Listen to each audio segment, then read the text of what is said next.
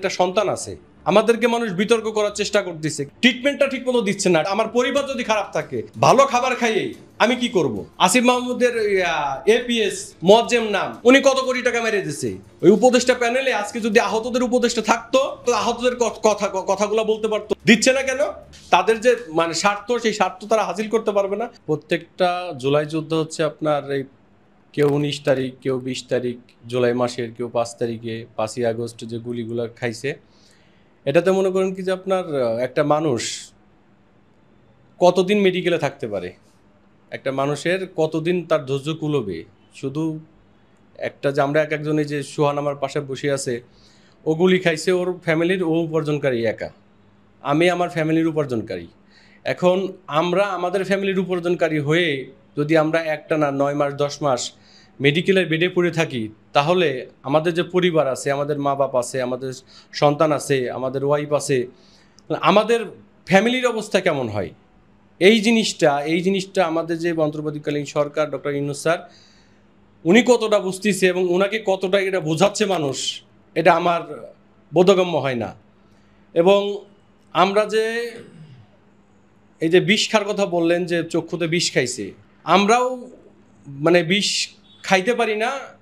বিশেষ করে আমি বিষ খাইতে পারি না। আমাদের একটা সন্তান আছে, আমাদের এই চিন্তা যে আল্লাহ বাঁচায় রাখছে, যে সন্তানের কি হবে আমরা যদি একটা কিছু করে ফেলাই। অযথা যদি মনে করেন আমাদের এরকম কোনো এক্সকিউজ না থাকতো, তাহলে আমরাও এই যন্ত্রণা নিয়ে রাত্রে পর রাত ঘুমাইতে পারি না, স্বাভাবিকভাবে হাঁটতে পারি না, চলতে পারি না, ব্যথা। দেখছি তো যে মৃত্যু যে কতটা যন্ত্রণার, মৃত্যুটা কত ভয়াবহ। এই গুলি লাগার পরে দেখছি আমরা প্রত্যেকটা জুলাই যোদ্ধা প্রমাণিত। এখন নতুন করে প্রমাণ দেওয়ার মতো তোর কিছু নাই। আমাদেরকে মানুষ বিতর্ক করার চেষ্টা করতেছে, কিন্তু বিতর্ক যারা করতেছে তাদেরকে আমি একটা কথা বলবো, আপনারা আমাদের জায়গায় আসেন, আমাদের জায়গায় এসে দাঁড়ায় একবার ভাবেন, একটা সেকেন্ডের জন্য ভাবেন যে এই লোকটা পূর্বের জীবনে কেমন ছিল আর এই বর্তমান জীবনে কেমন আছে। এই হসপিটাল কর্তৃপক্ষ, কিছু কিছু কর্তৃপক্ষ বলে আমরা সাইকো হয়ে গেছি। আরে ভাই, সাইকো কারে বলে? আমরা তো মানসিকভাবে আমাদেরকে মানসিক রুগী বানাই ফেলতেছেন আপনারা। ট্রিটমেন্টটা ঠিক মতো দিচ্ছেন না।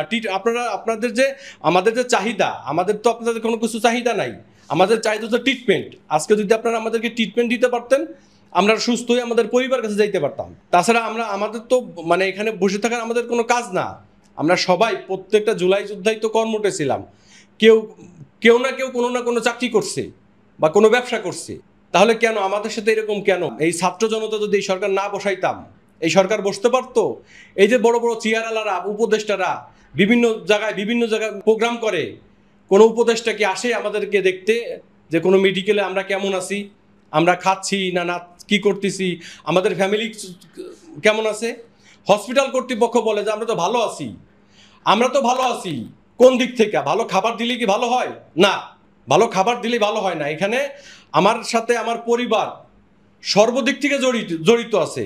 আমার পরিবার যদি খারাপ থাকে, ভালো খাবার খাইয়ে আমি কি করব?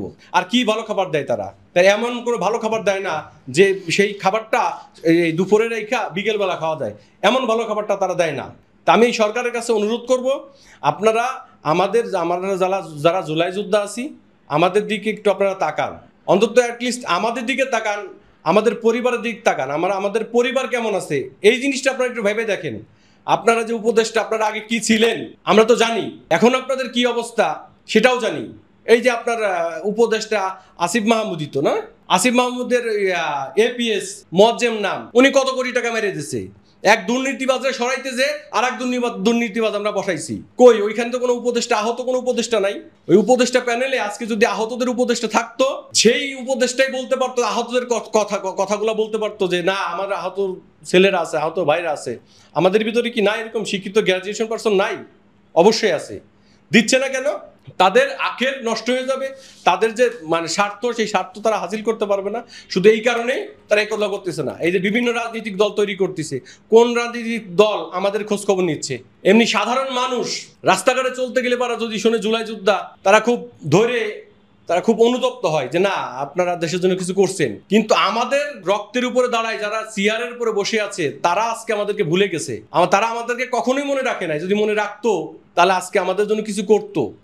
আমাদের একটা পরিবারের উপার্জনকারী যদি এই অবস্থা হয়, তাহলে তার পরিবারটা কি হয়ে যায়?